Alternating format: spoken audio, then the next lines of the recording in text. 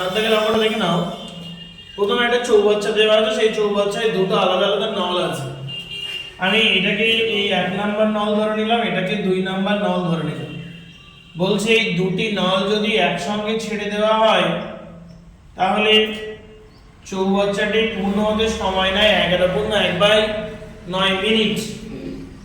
আর বলছে যে একটি নল অপেক্ষা অপর নল 5 মিনিট বেশি সময় নেয়।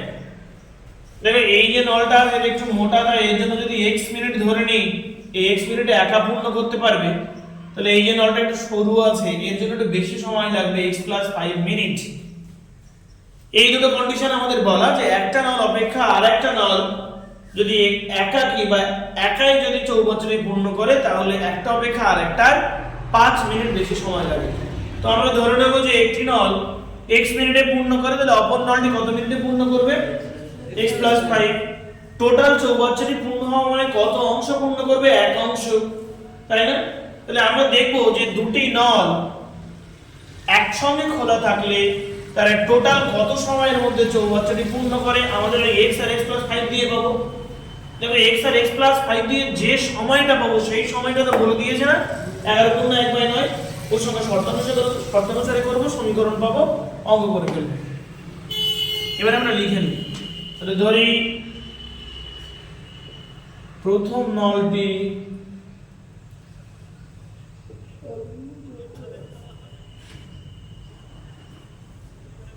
চৌবাচ্চাটিকে x মিনিটে পূর্ণ করে। তাহলে অতএব দ্বিতীয় নলটি চৌবাচ্চাটিকে x + 5 মিনিটে পূর্ণ করে। এবার আমরা ওদের যে অংশের পরিমাণে যাব, প্রথম নলটি x মিনিটে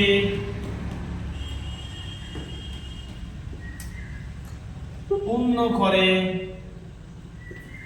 কত অংশ? এক অংশ। আচ্ছা, এই অঙ্কটা দুই ভাবে করা যাবে। সেটা হলো যে আমরা যেমন অংশের বিচার দিয়ে সময় আনতে পারি, ঠিক তেমনি যে আমরা ঘুরিয়েও এইদিকে এই যে x মিনিটে এতটা করে 1 মিনিটে কত আর 9/1/11 মিনিটে কত, সেটা যদি বের করে নিই তাহলে দুটো যোগ করলে সে এক অংশই ফিরে আসবে। এটাও কিন্তু করা যায়, দুটো প্রসেস করা যেতে পারে। একটা অংশ বের করে নিয়ে সেখান থেকে সময় বের করা, আর একটা সময় দিয়ে অংশ বের করা, দুটো করা যেতে পারে। সময় দিয়ে অংশ করাটা বেটার হবে। এই যে 11/1/9 মানে হলো 100/9। প্রথম নলটি 1 মিনিটে পূর্ণ করে 1/x অংশ। প্রথম নলটি 100/9 মিনিটে পূর্ণ করে 100/9 গুণ 1/x অংশ। দ্বিতীয় নলটি x + 5 মিনিটে পূর্ণ করে 1 অংশ। দ্বিতীয় নলটি 1 মিনিটে পূর্ণ করে 1/x + 5 অংশ।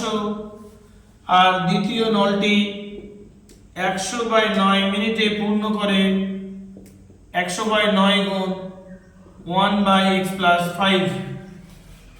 এই পর্যন্ত কারো কথা কোনো আপত্তি আছে? সবাই বুঝতে পেরেছো?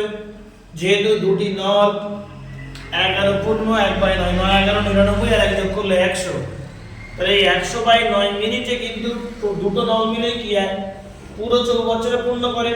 অংশের বিচার করলে চৌবাচ্চাটির মোট জলের পরিমাণ কত? 1 অংশ। তাহলে চৌবাচ্চাটি এই 100/9 মিনিটে কিন্তু দুটো নল দ্বারা সম্পূর্ণ হয়। তো আমি দেখে নিচ্ছি, প্রথম নলটি 100/9 মিনিটে কতটা পূর্ণ করে? না, এত অংশ পূর্ণ করে। দ্বিতীয় নলটি 100/9 মিনিটে এতটা অংশ পূর্ণ করে। মানে এই দুটো মিলে যদি আমরা মিশিয়ে দিই বা যোগ করে দিই, টোটাল কি সেই চৌবাচ্চার টোটাল জলটা পেয়ে যাবো না আমরা। তাহলে এরপরে আমাদের কাজ হচ্ছে শর্তানুসারে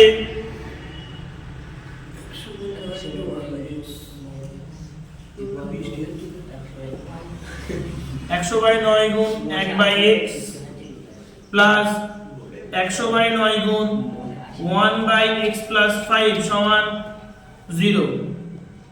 এই 0 না 1 এক অংশ টোটাল কি করবে এবার এই দুটোরই থেকে দেখো 100/9 কমন নেওয়া যাচ্ছে 100/9 যদি কমন নিই এখান থেকে 1/x প্লাস 1/x প্লাস 5 সমান 1 পাচ্ছি। এরপরের কাজ হচ্ছে আমাদের এই 100/9টা এদিকে না রেখে ওইদিকে পাঠিয়ে দেব। তো এখানে এই দুটো একেবারে লসাগু করে নিই, লসাগু করলে কত হচ্ছে x * x প্লাস 5, যেহেতু এই দুটোর গুণফল এই লসাগুতে কোনাকুনি গুণ হয় x প্লাস 5 এখানে আসবে প্লাস x এখানে যাচ্ছে, এদিকের 100/9 ওইদিকে গেলে কি হয় উল্টে যাবে, তো তাহলে কত লিখবো 9/100। আপাতত এই পর্যন্ত তুলে নাও, তারপর আমি আবার করছি। এবার 8 দাগের অঙ্কটা দেখো, এই অঙ্কটা তো শেষ করা হয়নি এখন,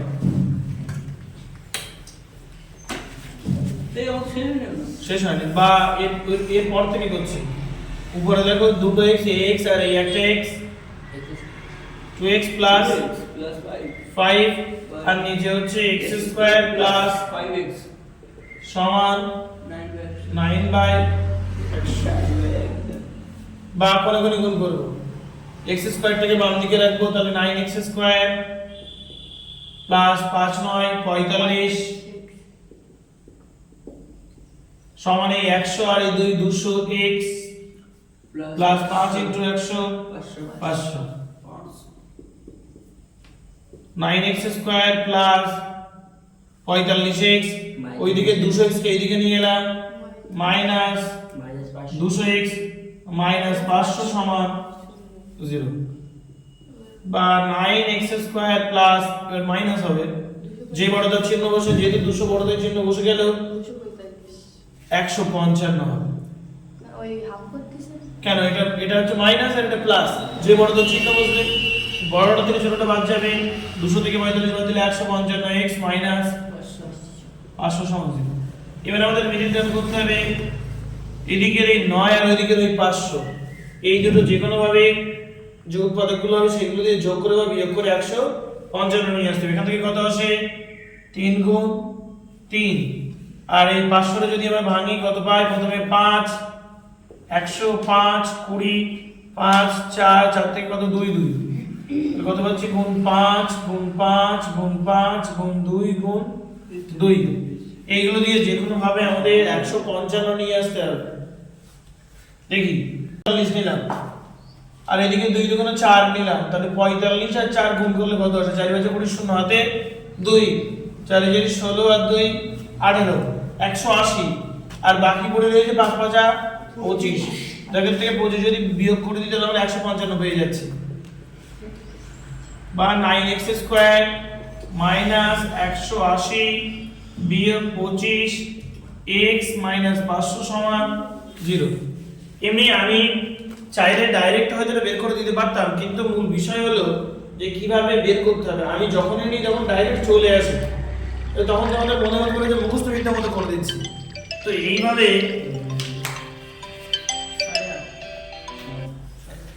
এইভাবে স্টেপ বাই স্টেপ যেভাবে আমি অনেকগুলো পদ ট্রাই করলাম, কখনো কখনো তোমার ঠিক এরকম ট্রাই করেও কিন্তু নিয়ে আসতে হতে পারে। তুমি প্রথমবারে যেটা দেখলে বা 2 3 রকম ভাবে দেখলে যে হচ্ছে না তার মানে হাল ছেড়ে দেবে তা কিন্তু না, তোমাকে চেষ্টা চালিয়ে যেতে হবে, তবেই তুমি সফল হবে। বা 9x² minus 180x plus 25x minus 500 সমান 0। প্রথম দুটো থেকে কি কমন নেওয়া যাবে, প্রথমত সংখ্যা 9 যাচ্ছে আর একটা x, তো এখান থেকে কত x মাইনাস 20 প্লাস 25 কমন যাচ্ছে x মাইনাস 20 সমান 0 বা x মাইনাস 20 দেখো সবারই এখান থেকেও কমন যাচ্ছে, আর কি পড়ে আছে 9x প্লাস 25 সমান 0। এরপর লিখতে হবে যে দুটি রাশির গুণফল 0 হলে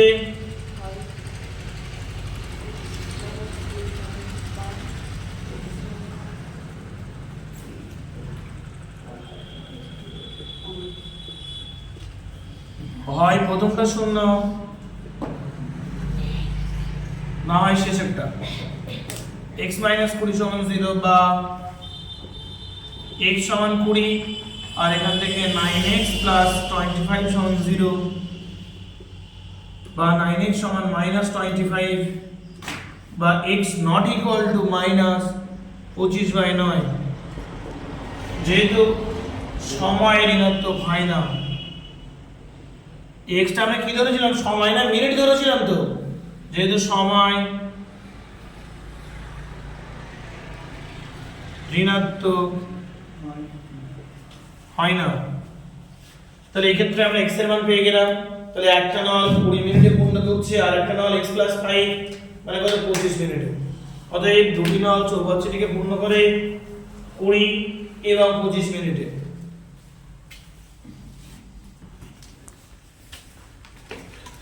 এরপরে দেখো 8 দাগের অঙ্কটা সেম, ঠিক এই অঙ্কটা যেভাবে করলাম ওই অঙ্কটা আমরা ঠিক সেইভাবেই করব। ধরে নেব যে পর্ণা কাজটি করে x দিনে, তাহলে পীযূষ করবে ওটা পড়ে যাচ্ছে না কি? হিন্টস দিচ্ছি x প্লাস 6 দিনে।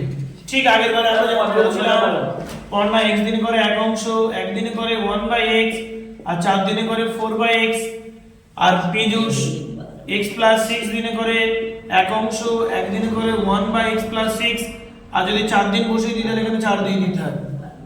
এখান থেকে এর এই 4 দিনের কাজ আর এই দিকের এই 4 দিনের কাজ মিলে টোটাল 4 দিনে পুরো কাজটা করে মানে কি এক অংশ করবে। তার মানে এইদিকে এই 4/x প্লাস 4/x প্লাস 6 সমান 1। এখান থেকে 4 কমন নেবে নিয়ে ঠিক যেমনটা আমরা 7 দাগের অঙ্কে করেছি ঠিক সেইভাবেই করতে হবে।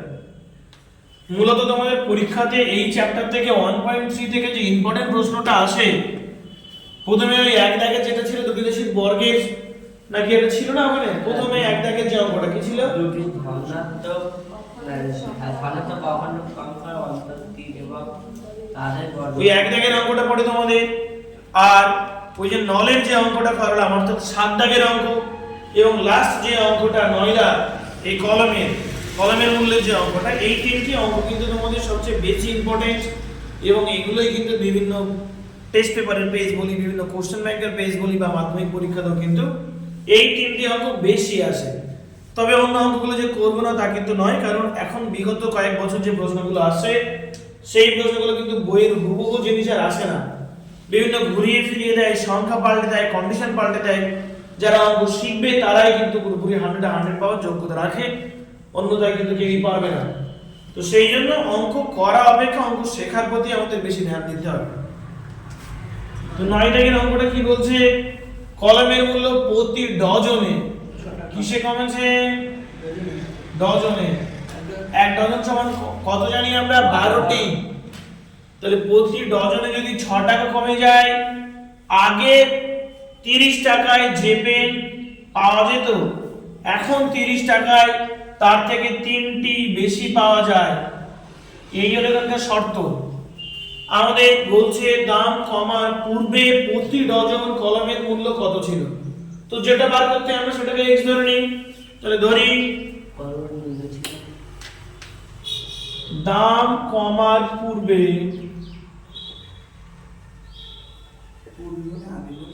হ্যাঁ ডজন প্রতি কলমের মূল্য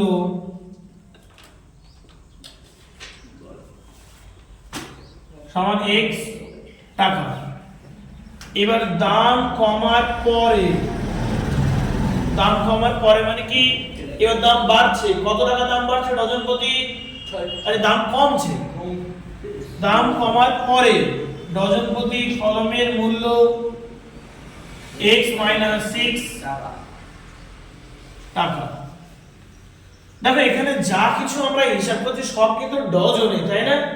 কিন্তু ওরা বলছিল এই দাম কমার জন্য পেন পাচ্ছে কটি বেশি পাচ্ছে, 3টি, ওটা কিন্তু সংখ্যায়, আর আমরা এখানে হিসাব নিকাশ করছি সব ডজনে। তাহলে আমরা কি বের করে নেব, 3টি সমান 3/12 সমান 1/4 ডজন, আমরা এটা বের করে নিলাম। এবার দেখি আমরা এই যা পেন কিনছিলাম কত টাকার উপরে পেন কিনছিলাম, 30 টাকা। তাহলে আমরা দেখে নিই প্রথমে 30 টাকায় কত ডজন পেন পেতাম, এবং পরে 30 টাকায় কত ডজন পেন পাচ্ছি। যেহেতু পরে গিয়ে দাম কমে যাচ্ছে মানে তার সংখ্যাটা বেশি হবে, তাহলে আমরা পরে যে যত ডজন পেন পাচ্ছি তার থেকে যদি আগের ডজনটা বাদ দিয়ে দিই তাহলে অবশ্যই আমাদের 1/4 হবে, কারণ এত ডজনই কিন্তু আমরা বেশি পাচ্ছি পেনের সংখ্যা, তাই না? তাহলে আমরা লিখব প্রথমে, বা দাম কমার পূর্বে লিখতে হবে, প্রথমে x টাকায় পেন পাওয়া যায়, x টাকায় পেন পাওয়া যায়, পাওয়া যেত হবে, পাওয়া যেত 1 ডজন। 1 টাকায় পেন পাওয়া যেত 1/x ডজন। প্রথমে কত টাকা পেন কিনেছিল?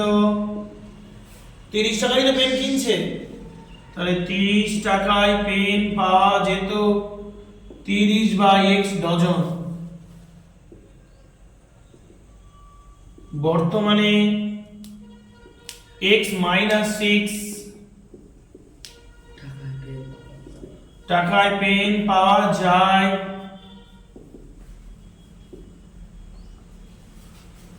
1 ডজন।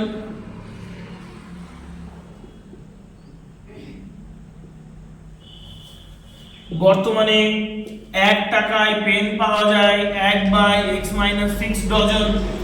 আর কত টাকা পেন কিনছিল? 30 টাকায় পেন পাওয়া যায় 30/x - 6 ডজন। শর্তানুসারে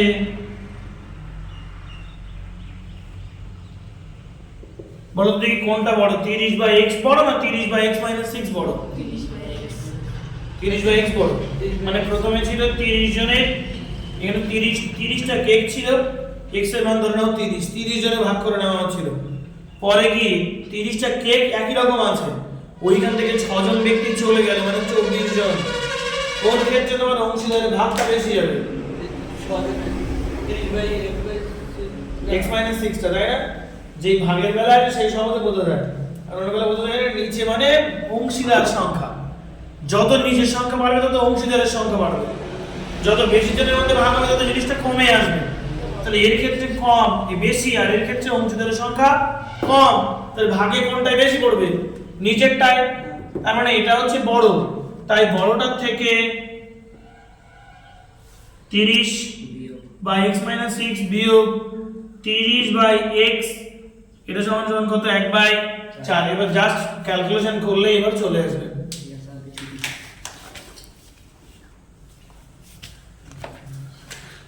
এরপরে আমরা ওখান থেকে 30 কমন নেব না, 30টা থাক, একবার লসাগু করে নেব। বা লসাগু হচ্ছে x - 6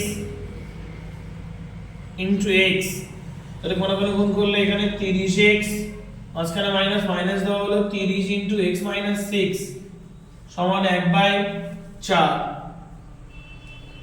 বা x² - 6x, আর এটা 30x - 30x প্লাস 180 সমান 1/4, বা -30x প্লাস 30x কেটে গেল, গিয়ে আমরা পরে পাচ্ছি 180, আর এখানে x² - 6x সমান 1/4। এবার আমরা কি করব? কোনাকুনি গুণ করে নেব, নিলে পাচ্ছি x² - 6x 4 18 72 720,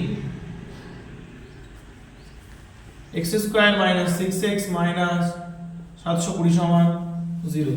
এবার আমাদের টার্গেট থাকবে এই জায়গা থেকে 720 ভেঙে 6 মেলানো। 720 কে ভাঙিয়ে দেখি,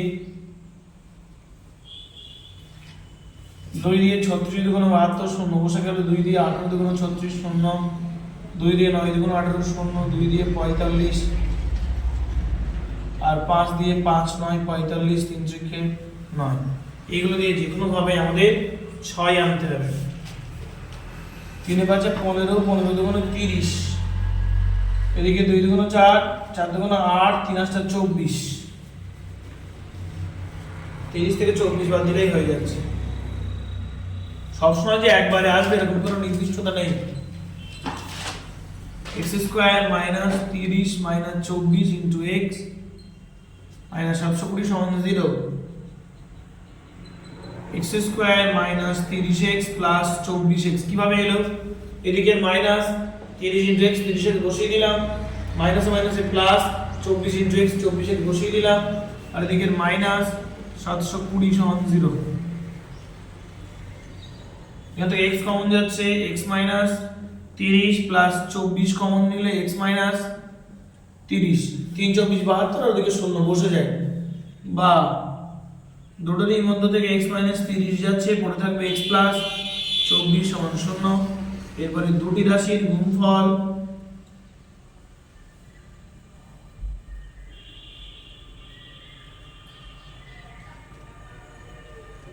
শূন্য হলে হয় x মাইনাস 30 সমান 0 বা x সমান 30 অথবা x প্লাস 24 সমান 0 বা x সমান মাইনাস 24। এবার আমরা তারপরে লিখব x নট ইকুয়াল টু, এই পাশে একেবারে লিখে দিই, x not equal to minus 24, x not equal to minus 24 যেহেতু কলমের মূল্য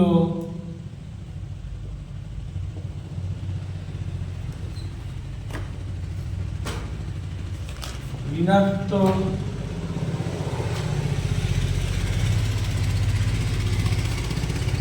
হয় না, যদি অতএব প্রতি ডজন কলমের মূল্য কত পাচ্ছি আমরা? 30 টাকা। এটা হচ্ছে আমাদের উত্তর। আপাতত 1.3 এর যে লেখা অঙ্কগুলো ছিল সেই ভিডিওটা আজ এই পর্যন্ত থাকলো।